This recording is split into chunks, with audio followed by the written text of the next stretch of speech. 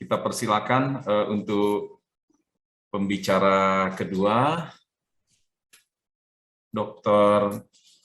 Haryanti Fauzia Wulandari, spesialis anak konsultan MM Imaging. Beliau lulus FKUI, dokter umum, spesialis anak juga di FKUI, kemudian Master of Medicine Imaging di Australia, kemudian saat ini beliau adalah staf divisi pencitraan Departemen Ilmu Kesehatan Anak FKUI dan sekaligus sebagai Ketua UKK Pencitraan IDAI, Chief Editor Buletin IDAI, aktif di organisasi IDI, IDAI maupun di PUSKI. Pada Dr. Wulan kami persilakan dengan hormat. Silakan, Dok. Terima kasih Dr. Musarif atas kesempatannya. Saya akan coba share screen.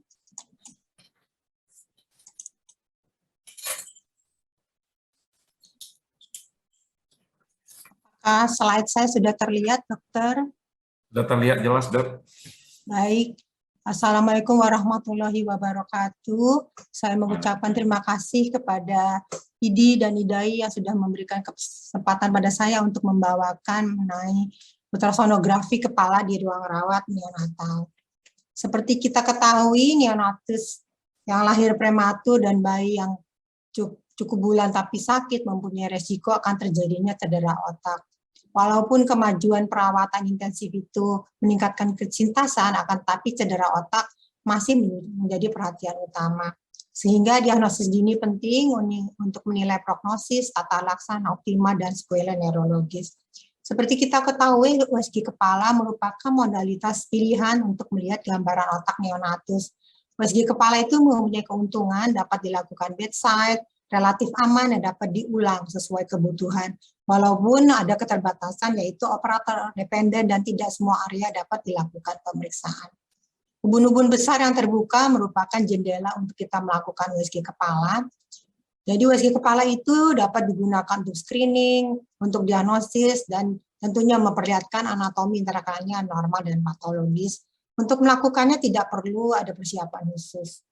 Bagaimana teknik dan peralatan USG kepala? Untuk USG kepala, kita menggunakan transducer yang untuk bayi prematur kita bisa menggunakan yang transducer yang fast iris kita 7,5 MHz, sedangkan yang untuk bayi lebih besar bisa yang 5 MHz, sedangkan yang linear ini kita menggunakan yang 7,5 sampai 12 untuk melihat struktur yang lebih superficial.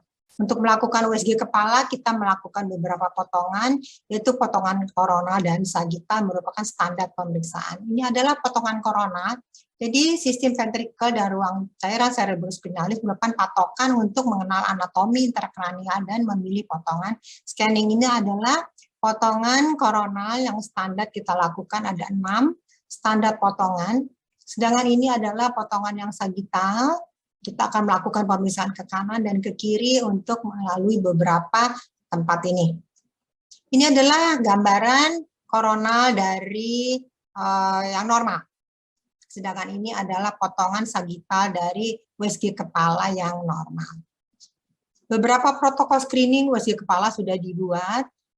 Yang pertama adalah prematur kurang dari 32 minggu yang asimptomatik bisa dilakukan USG kepala pada yang pertama pada hari usia 37 hari, kemudian yang kedua pada usia 10-14 hari, dan yang ketiga pada usia 4-6 minggu. Sedangkan prematur yang asimptomatik dapat dilakukan secepatnya. Bayi 32 minggu yang asimptomatik dilakukan pada usia 3 hari dan dapat dilakukan USG lanjutan setiap minggu sebelum dipulangkan. Sedangkan bayi cukup bulan yang sakit atau menderita kelainan kongenital atau mengalami kelainan neurologis dilakukan tidak lama setelah lahir dan USG kepala dilakukan selanjutnya sesuai kebutuhan. Ada juga yang menggunakan berat badan untuk screening, jadi berat badan yang 1000 gram akan dilakukan USG kepala pada hari 3-5, pada hari 10 dan 14, dan hari ke-28. Sedangkan yang antara 1000 sampai 1250 pada usia 3-5 hari dan 28 hari, sedangkan yang lebih di atas 1250 pada usia 35 hari, dan kemudian sebelum dipulangkan. Kita masuk kepada perdarahan intrakranial pada bayi prematur yang memang sering terjadi. Perdarahan itu umumnya terjadi di matriks germinal subependimal ventricle lateralis. Seperti kita ketahui, autoregulasi tekanan darah pada bayi kurang 32 minggu itu masih imatur, sehingga barometer itu belum sempurna, sehingga berisiko jika terjadi hipotensi atau hipertensi.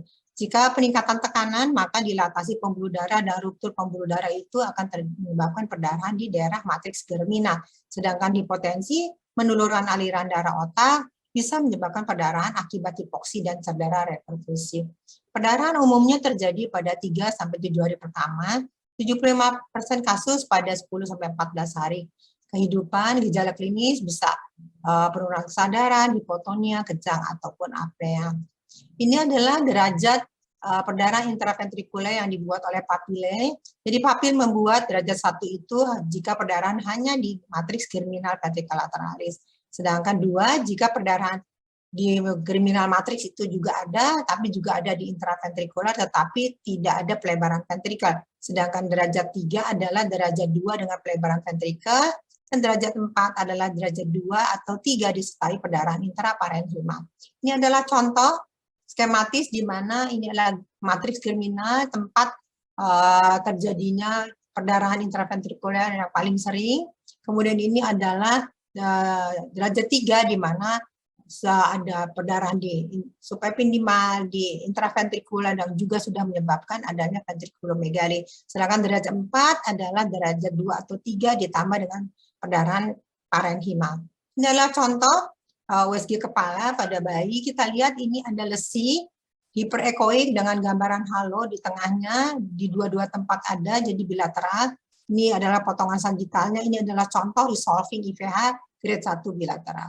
Ini adalah contoh resolving IVH grade 2, kita lihat lebih banyak mengisi lebih dari 50% intraventrikel. Ini adalah derajat 3, kita lihat resolving IVH grade 3 bilateral sudah ada pelebaran dari ventrikel, sedangkan ini adalah derajat 4, kita melihat adanya perdarahan parenhimal.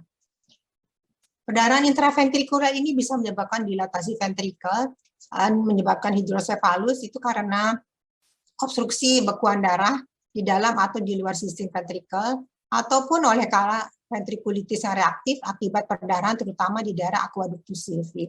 Inflamasi di daerah arachnoid pun akan menyebabkan berkurangnya resorpsi cairan cerebrospinalis ke dalam sistem limfatik.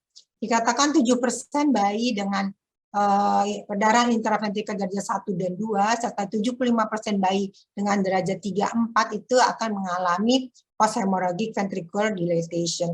1% dari bayi yang derajat 1-2 dan 30-40% derajat 3 dan 4 membutuhkan PP shunt. Bagaimana dengan cedera hipoksik iskemik?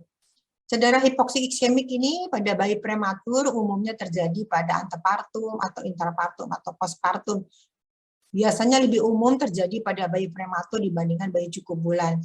Pada bayi prematur tadi sudah diketahui bahwa autoregulasi pembuluh darah merupakan faktor tidak mampunya bayi menghadapi perubahan tekanan darah pada otak, sehingga hipotensi merupakan faktor penting dalam patogenesis dari cedera hipoksik iskemik. Pada hipoksia berat, maka cedera akan terjadi pada daerah yang sudah mengalami mielinisasi, karena di sinilah aktivitas metabolik yang paling tinggi. Sedangkan bagian yang mielinisasinya terjadi pada usia lebih tua tidak terkena. Pada 48 sampai 70 dan setelah terjadinya cedera hipoksik iskemik, talamus itu bisa tampak ekogenik. Pada cedera yang ringan sedang, abnormalitas talamus itu mungkin terlihat, akan tetapi cedera reperfusi lebih umum menimbulkan perdarahan intraventrikuler. Semua penderita cedera hipoksik iskemik ini akan beresiko mengalami periventricular leukomalasi. PVL ini merupakan white matter di daerah periventrikel yang mengalami infark dan lebih sering terjadi di dekat cornu frontalis ventriculateralis dan foramen mundo serta daerah trigonum ventriculateralis. PVL dalam jangka panjang tentu dapat menyebabkan palsi cerebral. Daerah korteks pada bayi prematur umumnya memang tidak terkena. Kemudian dalam 2 minggu pertama setelah terjadinya cedera hipoksik iskemik ini, white matter di daerah periventricular itu terutama di daerah trigonal akan terlihat ekogenik oleh karena adanya udem atau dan juga perdarahan pada daerah white matter itu. Sedangkan pada pemantauan lanjutan 2-3 minggu akan timbul pembentukan kista. Kemudian pada sekitar 3-6 bulan, lesi kistik ini akan diisi oleh jaringan ikat dan dilihat sehingga bisa tidak tervisualisasi lagi pada USG. Pada akhirnya akan tampak sebagai atrofi otak saja yang menyeluruh. PVL ini bisa dibagi derajatnya, derajat 1, 2, dan 3, dan 4. Derajat 1 itu kita melihat adanya ekogenisitas yang lebih dari 7 hari. Sedangkan pada derajat 2, darah yang ekogenik ini akan membentuk kista. Kemudian pada derajat 3, kistanya mungkin lebih banyak, sedangkan pada derajat 4, kista-kista tersebut akan masuk ke dalam white matter. Ini adalah contoh PVL derajat 1, kita melihat adanya daerah dengan ekogenisitas yang meningkat. Ini adalah contoh PVL derajat 4, kita sudah melihat adanya lesi kistik yang sampai ke darah white matter. Bagaimana cedera hipoksik pada bayi yang cukup bulan? Biasanya ini gambarannya akan tergantung pada derajat beratnya cedera hipoksik ischemik. Pada derajat berat, cedera akan tampak dengan pola sentral, yaitu meliputi daerah dengan mielinasi yang sempurna. Kemudian jika cedera itu berlangsung lebih lama, maka korteks akan terkena juga. Pada temuan awal pada hipoksik ischemik ini akan tampak pada 24-48 jam itu adalah gambaran edema otak. Dalam hal ini diferensiasi gray dan white matter tidak jelas, sulkusnya mungkin tidak jelas, dan ukuran ventrikel yang mengecil. Ekogenisitas basal ganglia dan talamus mungkin belum terlihat pada dalam 7 hari. Kemudian peningkatan ekogenitas talamus ini mengarah memang pada prognosis yang lebih buruk. Gambaran ultrasonografi pada pemantau lanjutan bisa memperlihatkan adanya atrofi otak atau ensefalomalasia. Memang USG kepala itu memiliki sensitivitas yang lebih rendah dibandingkan MRI untuk melihat adanya cedera hipoksik ischemik dalam 7 hari pertama. Dengan makin modernnya alat, maka dibandingkan MRI, USG bisa mempunyai sensitivitas lebih tinggi untuk mendeteksi kelainan massa putih atau white matter di daerah subkortikal. Demikian juga untuk mendeteksi kelainan gray matter. Memang USG kepala kurang sensitif untuk memperlihatkan kelainan di daerah korteks dan batang otak. Ini adalah contoh bayi dengan cukup bulan yang mengalami asfiksia berat. Kita melihat adanya daerah parenchyma otak yang ekogenik. Ini adalah follow up lanjutan pada bayi yang mengalami hipoksi ischemik. Kita juga melihat adanya lesi-lesi kitik multiple dan juga sampai ke daerah korteks. Ini adalah gambaran dari ensefalomalacia. Bagaimana dengan hidrosefalus? Hidrosefalus adalah dilatasi ventrikel yang disertai dengan tekanan cairan cerebrospinal yang meningkat. Ada 2 jenis, yang non-komunikas dan komunikas. Yang non-komunikas disebabkan oleh obstruksi aliran cairan cerebrospinalis, sedangkan yang komunikas itu terjadi oleh karena obstruksi di luar sistem ventrikel atau absorpsi yang berkurang atau produksi yang berlebih, walaupun ini jarang, misalnya pada papiloma plexus choroid. Sedangkan ada yang disebut juga dengan hidrosefalus ex vacuo, itu adalah terjadi oleh karena atrofi otak yang berhubungan dengan berkurangnya volume otak. Ini ada skematis otak yang normal, sedangkan ini hidrosefalus, kita melihat adanya dilatasi ventrikel dengan peningkatan dari tekanan intrakranial. Gejala awal tentunya dari dilatasi ventrikel ini kita bisa melihat adanya ballooning dari sudut superolateral cornu frontalis dan dilatasi cornu occipital dari ventrikel lateralis. Pada hidrosefalus yang berat tentu akan terlihat penipisan korteks. Kita bisa melihat tingginya obstruksi dengan melihat dari titik transisi adanya dilatasi dan tidak dilatasi ventrikel. Kalau Doppler dapat membantu evaluasi untuk menentukan kebutuhan untuk VP-Shunt, dikatakan kalau resistensi indeks dari arteri cerebri anterior sebesar 47–132%, maka perlu dilakukan intervensi bedah. Sedangkan bayi yang tidak membutuhkan intervensi bedah, itu RI-nya hanya sekedar sebesar 3–29%. Ini adalah contoh USG kepala yang normal, ini adalah ventrikel yang normal, ini adalah ventrikel yang mulai mengalami dilatasi atau ventrikulomegali. Kita lihat sudut dari superolateral ventrikel lateralis ini jadi membulat atau kita sebut ballooning, sedangkan ini terlihat tajam. Ini adalah hidrosefalus yang lebih berat, kita melihat ventrikelnya melebar dan korteksnya sudah mulai menipis. Tinggi obstruksi kita bisa memperkirakan ada di mana. Kita lihat pada pasien ini ventrikel lateralis bilateral, ini melebar, sedangkan juga ventrikel 3-nya melebar, tetapi ventrikel 4 tidak melebar. Jadi ini adalah hidrosefalus dengan obstruksi setinggi aqueductus sylvii. Kemudian ada yang disebut dengan BESI, yaitu Benign Enlargement of the Subarachnoid Spaces in Infancy. BESI ini merupakan ruang subarachnoid yang prominent di sekitar korteks cerebri, terutama di daerah frontal dengan visura yang melebar dan bersifat idiopatik. Dikatakan BESI jika ada lebar karniokortika sebesar 4 mili atau lebar internal hemisfer sebanyak 6 mili. Akan tetapi ini juga belum ada kesepakatan untuk nilai cut-off-nya. Keadaan BESI ini akan berangsur-angsur pulih pada usia 22 tahun. Tetapi BESI ini perlu didede dengan subdural fluid collection, karena subdural fluid collection ini mengarah pada suatu proses yang patologis. Pada BESI memang cairan subdural ini akan masuk ke dalam sulcus, akan tapi vena kortikal akan terlihat di daerah cairan tersebut. Ini adalah gambar di atas adalah BESI, sedangkan gambar di bawah ini adalah subdural fluid collection yang patologis. Kita lihat pada BESI ini cairan memang banyak, akan tetapi kita masih bisa melihat adanya vena-vena di cairan tersebut. Sedangkan pada subdural fluid collection, setelah diberikan Doppler, kita tidak melihat adanya vena-vena di dalam cairan tersebut. Bagaimana meningitis? Meningitis tentunya didiagnosis berdasarkan temuan klinis dan analisis laboratorium dari cairan cerebrospinalis. Sehingga pemeriksaan pencitraan itu digunakan untuk menilai komplikasi pada bayi yang tidak membaik sesuai tata laksana yang ada.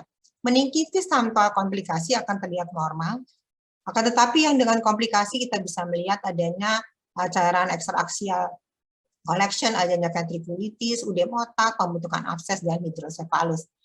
Cairan ekstraaksial fluid collection ini dapat berupa subdural fluid collection atau juga empyema subdural. Bisa saja ini unilateral atau bilateral, dan umumnya terjadi di konveksitas frontoparietal. Biasanya kita akan melihat adanya visura interhemisfer yang melebar, korteks di bawahnya lebih datar. Pada subdural fluid collection ini cairan akan bersifat anekoik, sedangkan pada empyema subdural cairan akan tampak eksogenik. Ini adalah yang subdural fluid collection, kita bisa melihat cairannya masih cukup anekoik, jadi hitam warnanya, sedangkan ini adalah empyema subdural. Kita lihat cairannya ini terlihat lebih kental dengan ekogenitas yang meningkat. Jadi kita bisa membedakan dari gambaran cairannya bagaimana ekogenisitasnya. Pada ventrikulitis tentunya ventrikal bisa tampak lebar di sekitar dinding yang irregular, dan di dalam cairan bisa ada septasi, bisa ada debris. Sedangkan abses sama dengan abses dimanapun kita akan melihat sebagai lesi hipoekoik berbatas jelas dengan dinding yang tebal, bisa ada debris di dalamnya, dan ada vaskulasi yang meningkat di daerah sekitarnya. Bagaimana dengan infeksi kongenital yang dalam hal ini TORCH? Umumnya akan kita lihat dalam bentuk klasifikasi, peningkatan ekogenitas parenkim, kita bisa menemukan vaskulopati yang mineralizing dan kista subependima. Klasifikasi yang disebabkan oleh CMV umumnya ada di daerah periventrikuler, sedangkan oleh karena toksoplasma, klasifikasi ada di daerah korteks dan basal ganglia. Klasifikasi ini bisa dengan atau tanpa akutik pseudo. Pada vaskulopati yang mineralizing, maka kita akan lihat lesi ekogenik yang kurvilinier di daerah talamus atau basal ganglia. Ini adalah contoh beberapa bercak-bercak klasifikasi di daerah basal ganglia dan di daerah white matter sama gray matter junction. Ini juga klasifikasi, ini adalah klasifikasi. Ini juga ada klasifikasi pada potongan sagittal di daerah basal ganglia. Sedangkan ini adalah contoh mineralizing vaskulopati, kita lihat adanya lesi linear hiperekoik pada daerah basal ganglia. Ini adalah contoh kista subependima, kita bisa melihat ada lesi kistik daerah subependima, ini adalah potongan sagittal, dan ini adalah yang potongan koronalnya. Bagaimana dengan lesi-lesi akibat kerusakan otak, misalnya pada hidranencepali, maka pada hidranencepali, kedua hemisfer otak itu akan diganti oleh cairan cerebrospinalis. Memang masih ada beberapa bagian yang tampak normal. Hidranencepali ini harus didede dengan hidrosapilo berat karena gambarannya mungkin kadang-kadang sulit dibedakan. Kemampuan motorik dan intelektual pada pasien hidrosefalus berat mungkin masih dapat diperbaiki dengan tindakan vision, akan tapi tidak pada hidranencepali. Ini adalah gambaran skematis dari hidranencepali, ini yang normal. Kita lihat pada hidranencepali, hemisfer otak ini diganti cairan, ini masih ada beberapa gambaran yang normal, yaitu talamus, batang otak, dan juga bagian korteks. Ini adalah pasiennya, kita melihat di USG ada faks cerebri masih tampak, Tala basal ganglia masih ada sebagian, batang otak masih ada sebagian, tapi sebagian besar dari hemisfer otak sudah diganti oleh cairan yang tampak hitam di sini. Kemudian ada yang juga disebut porencefali, biasanya terjadi akibat perdarahan atau iskemia pada usia sebelum usia 26 minggu. Biasanya lesinya unilokuler, bersih cairan, pendinding irregular dan berhubungan dengan ventricle, tapi tidak sampai ke kortik. Ini contohnya, kita melihat ventrikelnya ini melebar, tapi kita lihat ada lesi kistik di sini yang berhubungan dengan ventricle. Ini adalah porencefali. Ini juga kita lihat adanya lesi kistik yang berhubungan dengan ventricle. Ini adalah porencefali. Bagaimana dengan encephalomalacia yang kistik? Biasanya terjadi pada usia lebih lanjut oleh karena infak, perdarahan ataupun infeksi. Kita bisa melihat ada kavitas-kavitas yang multiple dengan adanya septasi. Bagaimana dengan malformasi kongenital lain yang umum kita bisa dapatkan? Yang masih sering kita temukan adalah kista Dandy-Walker atau malformasi Dandy-Walker. Kita akan menemukan adanya hipoplasia atau aplasia dari vermis cerebellum, kemudian adanya dilatasi kistik di fossa posterior yang berhubungan dengan ventricle 4. 90% biasanya menyebabkan hidrocephalus. Agenesis corpus callosum juga bisa terjadi jika ada gangguan pada usia gestasi yang lebih awal. Biasanya yang bagian anterior corpus callosum itu hanya tampak sebagian pada agenesis yang parsial, sedangkan jika terjadi setelah pembentukan corpus callosum, maka pada disgenesis sekunder ini bagian anterior tidak tampak. Pada USG kepala kita akan menemukan namanya Viking helmet sign, oleh karena cornu frontalis-nya kelihatan lebih jauh, kemudian ventricle lateralis itu akan berjalan sejajar, ventricle 3 dapat mengalami evaluasi, dan pada potongan sagittal kita akan lihat gambaran sunburst di mana gyrus pericallosumnya tidak jelas terlihat. Ini adalah gambaran sagittal, ini dikatakan gambaran sunburst seperti ini, karena tidak ada corpus callosum yang normal di sini, sehingga sulcus gyrus pericallosumnya tidak tampak. Ini kita melihat pada potongan korona, bagaimana ventricle lateralisnya ini berjalan sejajar, dan di sini kita yang kita sebut tadi Viking helmet sign, kita melihat corpus ventricle lateralis bilateral itu berjalan berjauhan, kemudian ventricle 3-nya agak naik ke atas sehingga gambaran mirip seperti Viking helmet sign. Take home message yang mungkin dapat saya sampaikan bahwa USG kepala ini dapat digunakan untuk screening, diagnosis, dan pemantauan lanjutan, dan beberapa protokol screening USG kepala bisa digunakan untuk di ruang rawat perawatan. Mungkin demikian yang bisa saya sampaikan. Terima kasih, Dr. Munarman, saya kembalikan.